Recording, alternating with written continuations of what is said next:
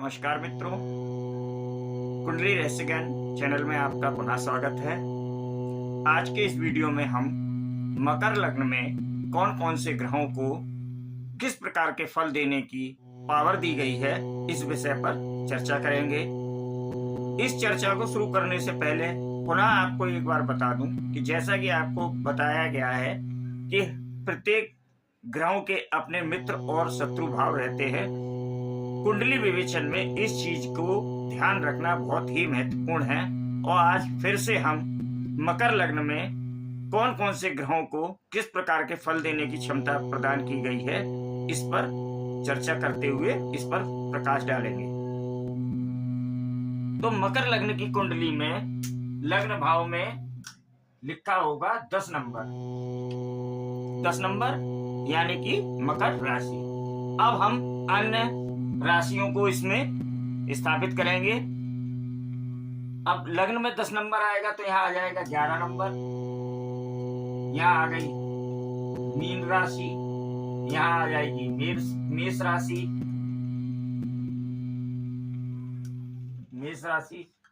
यहाँ आ जाएगी वृषभ, यहाँ आ जाएगी मिथुन, यहाँ आ जाएगी कर्क, यहाँ आ जाएगी सिंह राशि, यहाँ कन्या, यहाँ तुला, यहाँ वृश्चिक और यहाँ पर धनु। अब राशियों को स्थापित करने के बाद देखिए ग्रहों की मित्रता और शत्रुता के हिसाब से किस प्रकार से उनको कुंडली में पावर दी जाती है। यानी कि जिस ग्रुप के ग्रह को लग्नेश बन गया, यानी कि उस पर लग्नेश की पावर आ गई, तो वह अपने मित्रों को अच्छे भाव के फल देने की क्षमता दे देगा, और जो उसके शत्रुता भाव वाले ग्रह हैं उनको किस प्रकार से कुंडली के अशुभ फल देने वाले भावों के पावर दी जाएगी। तो आइए देखते हैं। अब जब लग्न भाव में मकर राशि 10 नंबर है और कुंडली के द्वितीय भाव में राशि आ गई कुंभ। अब 10 नंबर मकर राशि स्वामी हो गए शनिदेव, और कुंभ राशि इसके भी मालिक होते हैं शनिदेव। शनिदेव को 2 राशियों का स्वामित्व प्राप्त है। अब शनिदेव क्रूर ग्रह हैं, तो शनिदेव की मित्रता किसके संग है? शुक्रदेव के संग है, राहुदेव, केतुदेव और बुधदेव। अब जब इस कुंडली के स्वामित्व ही शनिदेव को प्राप्त है तो शनिदेव शुभ ही फल देंगे, पूरा कुंडली का पावर ही उनके पास है। तो मकर लग्न की कुंडली में, और दूसरा धन भाव, संपत्ति भाव, समभाव है और लग्नेश खुद ही है, तो मकर लग्न की कुंडली में शनिदेव तो सुफल देंगे ही देंगे। अब देखिए अन्य ग्रहों पर किस प्रकार से मित्रता के इस चीज का प्रभाव कैसे पड़ता है। अब कुंडली के तृतीय भाव में राशि आ गई मीन। मीन राशि के स्वामी होते हैं गुरु बृहस्पति देव। गुरु बृहस्पति देव की दूसरी राशि जो कि धनु राशि होती है, वो आ गई कुंडली के 12 भाव में। अब कुंडली के तृतीय भाव मेहनत का भाव, यात्रा का भाव, और कुंडली का 12 भाव अस्पताल, जेल, लंबी यात्रा, यानी कि दोनों ही भाव कैसे हैं? शुभ भाव नहीं है। और गुरु बृहस्पति देव शनिदेव के शत्रुता रखते हैं। तो ऐसी स्थिति में शनिदेव ने गुरु बृहस्पति देव को अत्यधिक मेहनत और अशुभ ग्रहों का दायित्व दे दिया कि इन ग्रहों की जिम्मेदारी फल देने की आपको है। अब आते हैं कुंडली के चतुर्थ भाव। चतुर्थ भाव में राशि आ जाएगी मेष, यानी कि 1 नंबर मेष राशि मंगल देव की, और मंगल देव की दूसरी राशि वृश्चिक, यह आ गई कुंडली के एकादश भाव में।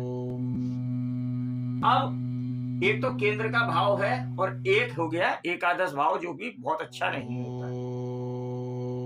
अब शनिदेव और मंगल देव आपस में शत्रु तो हैं, लेकिन केंद्र का एक भाव मिलने के कारण मंगल देव अशुभ फल तो बहुत ज्यादा नहीं देंगे, लेकिन मिश्रित फल देंगे, क्योंकि चतुर्थ भाव सुख का भी भाव है, संपत्ति का भाव है, माता का भाव है। तो ऐसी स्थिति में मंगल देव मिश्रित फल प्रदान करेंगे। अब बात करते हैं कुंडली के पंचम भाव की। पंचम भाव में राशि आ गई वृषभ राशि, शुक्रदेव इसके मालिक हुए। अब शुक्रदेव की दूसरी राशि तुला राशि वो आ गई कुंडली के केंद्र स्थान में, दशम भाव में। एक तो संतान का भाव, शिक्षा का भाव, पूर्व जन्म के कर्मों का फल, और दूसरा इस जन्म के कर्म क्या करेंगे, केंद्र भाव। और शुक्रदेव शनिदेव के परम मित्र भी होते हैं। तो ऐसी स्थिति में क्या होगा कि इस कुंडली में सबसे ज्यादा शुभ फल प्रदान करने की क्षमता शुक्रदेव को दी गई है। और इस कुंडली में जो भी राजयोग बनेंगे वह राजयोग बनाने का भी क्षमता शुक्रदेव के पास है। योग कारक भी शुक्रदेव इस कुंडली में होंगे। तो अपने मित्र को उन्होंने 2 बहुत अच्छे भावों का दायित्व सौंप दिया। अब बात करते हैं कुंडली के छठे घर की। छठे घर में राशि आ गई मिथुन। अब मिथुन राशि के स्वामी होते बुध देव, और बुध देव की दूसरी राशि आ गई कन्या राशि कुंडली के 9वें भाव में। भाग्य स्थान, पिता का स्थान, धार्मिक यात्राओं का स्थान। अब कन्या राशि बुध देव की मूल त्रिकोण राशि होती है। तो ऐसी स्थिति में छठे घर के भाव को छोड़कर बुध देव कुंडली के 9वें स्थान के फल जातक को प्रदान करेंगे, उसका भाग्य बनाएंगे। अब बुध देव शनि देव के मित्र भी हैं। तो ऐसी स्थिति में बुध देव जातक को शुभ फल प्रदान करेंगे। अब बात करते हैं कुंडली के 7वें भाव की। 7वें भाव में राशि आ गई कर्क।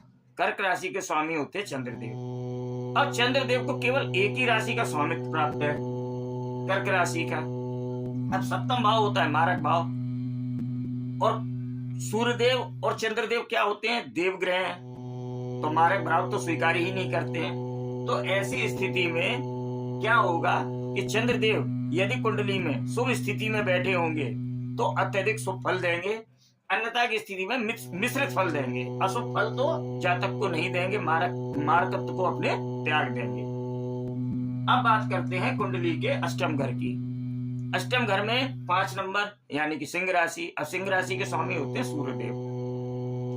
अब सूर्यदेव और शनिदेव परम शत्रु, पिता पुत्र की सबको मालूम ही है कहानी, बार बार दोहराएंगे नहीं। और अष्टम भाव दुखों का भाव, कष्टों का भाव। ऐसी स्थिति में शनिदेव ने अपने परम शत्रु को एक सबसे बुरा कुंडली के भावों का दायित्व सौंप दिया, जिम्मेदारी दे दी कि इस भाव के फल आपको प्रदान करने हैं। तो मकर लग्न की कुंडली में सूर्यदेव जातक को अशुभ फल प्रदान करने की उनको जिम्मेदारी प्रदान की गई है शनिदेव के द्वारा। तो इस प्रकार से हमने देखा कि कैसे शनिदेव ने अपने मित्र ग्रहों को कुंडली के शुभ भावों के फल देने की जिम्मेदारी दायित्व सौंप दिया है, और जो उनके शत्रु ग्रह हैं उनको बुरे घरों का या अशुभ फल देने का दायित्व सौंपा है। तो निष्कर्ष क्या निकला कि मकर लग्न की कुंडली में सबसे शुभ ग्रह जो बनते हैं वे बनेंगे शुक्रदेव नंबर 1। नंबर 2 पे आएंगे खुद शनिदेव, क्योंकि शनिदेव लग्न के स्वामी हैं। शनिदेव भी शुभ फल प्रदान करेंगे। उसके बाद बुधदेव, जो कि ये भी शनिदेव के मित्र हैं, तो ये शुभ फल जातक को प्रदान करेंगे। अब मंगल देव और चंद्रदेव क्योंकि केंद्र में बैठे हुए हैं, तो ऐसी स्थिति में ये मिश्रित फल देंगे, मंगल देव और चंद्रदेव। और गुरुदेव यह भी जो है सबसे अशुभ फल देंगे सूर्यदेव, और उसके बाद बृहस्पति देव। तो ये बिल्कुल स्पष्ट हो जाता है कि जिस भी लग्न की कुंडली होगी उस लग्न का स्वामी के जो मित्र ग्रह होंगे उनको कुंडली के शुभ भावों के दायित्व सौंपा गया होगा, और जो उनके शत्रु ग्रह होंगे उनको कुंडली के अशुभ भाव का दायित्व सौंपा जाता है। तो अगली वीडियो में हम अगली लग्न के बारे में चर्चा करेंगे कि कुंभ लग्न में कौन कौन से ग्रहों को किस प्रकार की जिम्मेदारी दी गई है, उस पर चर्चा करेंगे। यदि मेरे द्वारा दी गई जानकारी आपको पसंद आती है, समझ आती है, तो वीडियो को लाइक कीजिएगा, चैनल को सब्सक्राइब कीजिएगा, अपना प्यार और स्नेह ऐसे ही बनाए रखिएगा, जिससे कि जो भी हमें जानकारी प्राप्त है वह जानकारी हम आपके साथ उसको शेयर कर सकें और अत्यधिक लोगों तक उसकी जानकारी हो और लोग उससे फायदा प्राप्त कर सकें। तब तक अगली वीडियो में फिर आपसे मुलाकात होगी। तब तक के लिए नमस्कार।